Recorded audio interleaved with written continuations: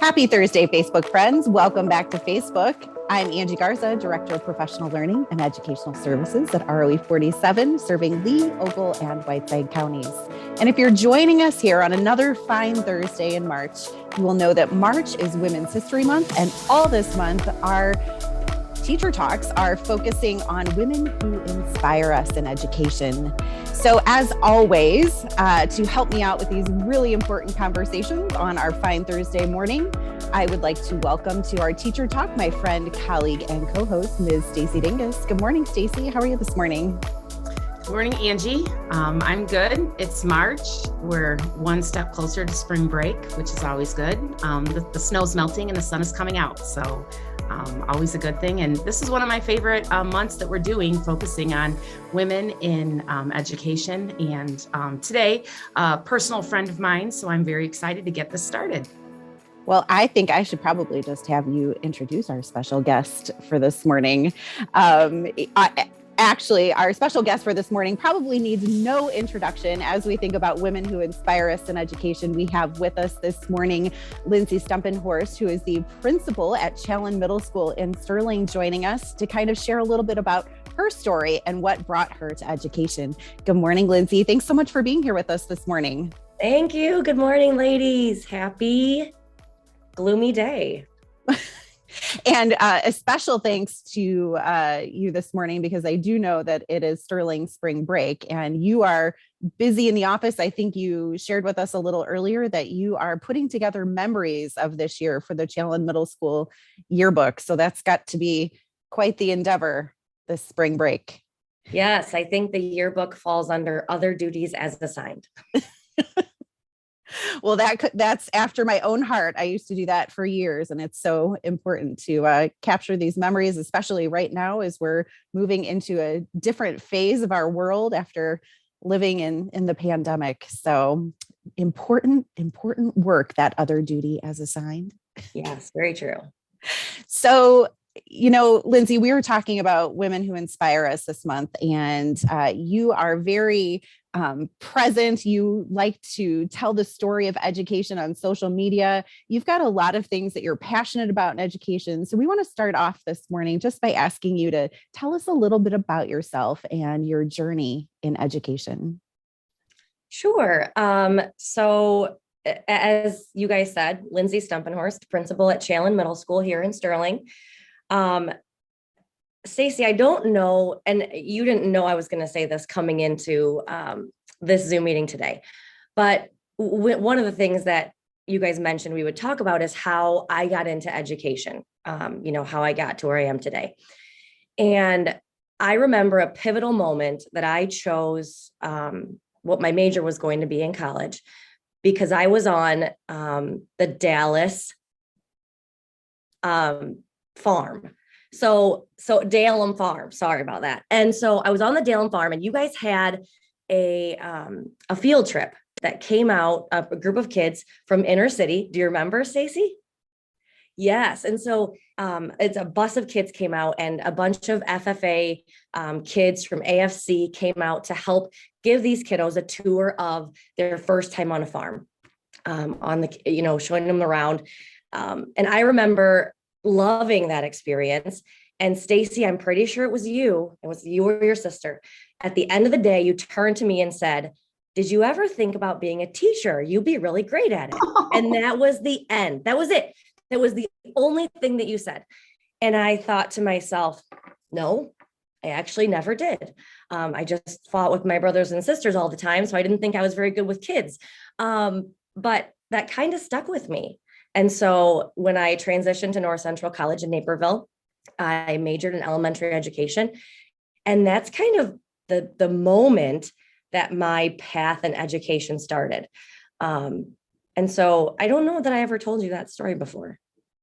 No, you did not. So thank you for sharing that. And I do remember that. It was kind of like an Ag in the Classroom program where we had students coming from Chicago out to see how a working farm works. So I remember that very fondly. Thanks for sharing that.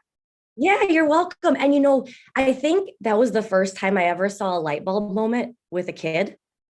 And I remember sitting in the grass and we were waiting for a transition or something. And one of the kids picked up a clump of grass because it had just been mowed and said, "What is this?" to me. And I was like, "It's grass." "No, this is grass." And he pointed to like what was growing in the ground still. And I said, "No, it's been mowed. And when it, grass grows and it has to be cut. And once it's cut, it can clump up under the mower or whatever." And it was like a light bulb just went off in his head. And I thought, wow, his experience in life was so much different than mine because of where we lived, et cetera.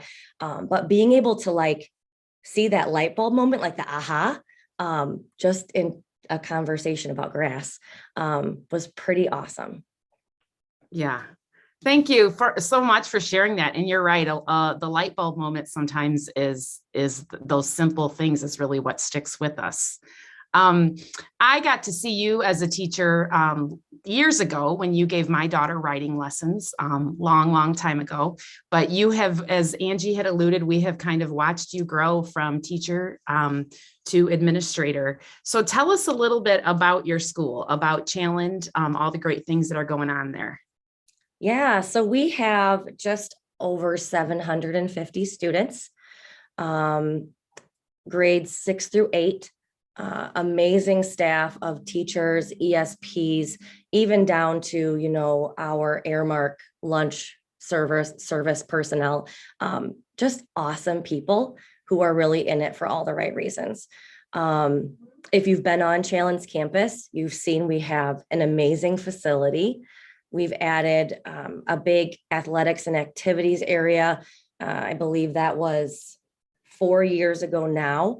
And since have been able to expand a lot of our offerings to kids for things outside of school. And so, as things that students do beyond just their education help keep them involved and successful in the classroom. And so that's really what we pride ourselves on, is getting our kids involved, not just in making sure that they're successful academically, but also socially at Challand.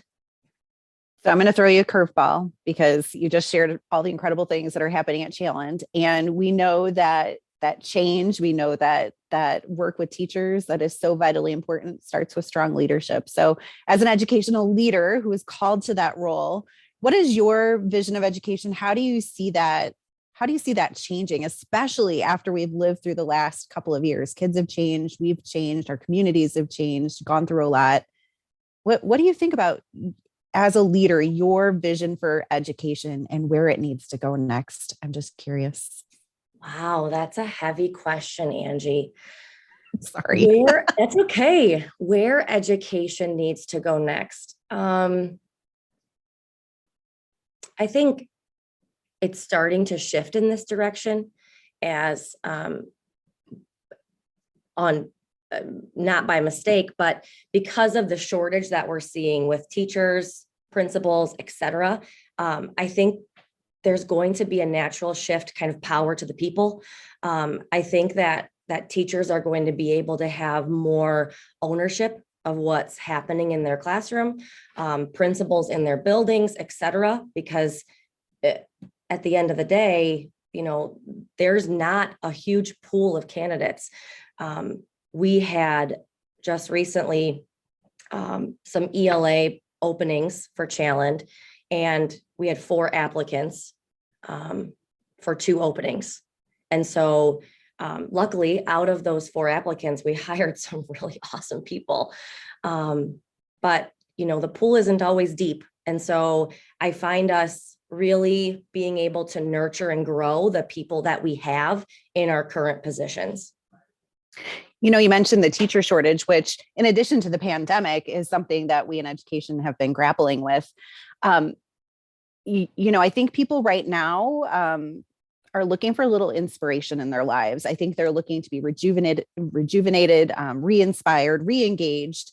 And that's part of, bringing those people to education. And so certainly you were called to education. You had people and moments in your life that inspired you, as you shared your story with us earlier.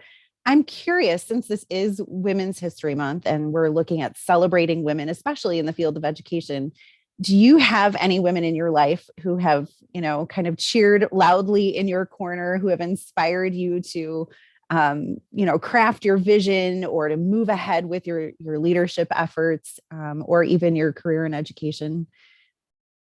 Well, I would point out two individuals. The first is Dr. Sarah Dale at Sterling Public Schools District Office. She's the assistant superintendent, and she is the most thoughtful, thought out, smart, but also supportive woman that I've ever had the privilege of working with. She is available at a moment's notice if I am in the middle of a crisis and just need an ear to hear me out. But she also is great about just knowing when I need a little random pick me up and just sending me a text message and just saying, hey, this week's been hard. You're doing a great job. And I really appreciate and admire her leadership. The other is North Central College women's track and field coach. Carrie Cluckhone is her name. We didn't have track and field at AFC when I was in high school. So I'd never competed in track and field. I was an athlete, but didn't have that as an opportunity. So when I got to North Central, a few people had said, you should try track and field. You might like it. And so I met with Carrie one day, the coach, and she accepted me as a walk-on to the track team with no experience. No idea of my athletic ability. She was just happy to grow and build the team and have a positive person, no matter what my abilities were. And she really grew me into an athletic coach, an athlete, a leader, and spending 4 years with her really helped me craft who I am in leadership. Lindsay, do you have any advice for any young women that are thinking about going into education? Really advice to anybody, but, specifically any, young women that are thinking about maybe wanting to be a teacher, maybe moving on to administration, being a mother of one beautiful blonde haired girl, Chloe. If she came to you and said, Mom, this is something that I want to do, what would you tell her to think about? What steps would you tell her? Make sure you're doing this. Any advice for young females that are thinking about going into education? I think it's probably challenging for someone to commit to that as a career right now, because the last few years we've been dealt with a lot of hurdles and extra challenges that we haven't had in the past. And education is hard enough as it is because you work with people and people are unpredictable and are emotional and in both good and bad ways. And so I think that can be straining on a person. But I guess my biggest piece of advice to anyone considering a career in education is the pros always outrank the cons. Even if the cons are what you hear about the most. I actually read a study. A psychologist did a study on social media, and he found that people spend 3 times as long on a negative social media post than they do on a positive. And so remember, when you're scrolling through Facebook or Twitter or Instagram and you see kind of the woe is me of educators, that's not because most educators feel that way always. It's because that's what social media is pushing you to see, because they make money off of the amount of time that you spend on their platform.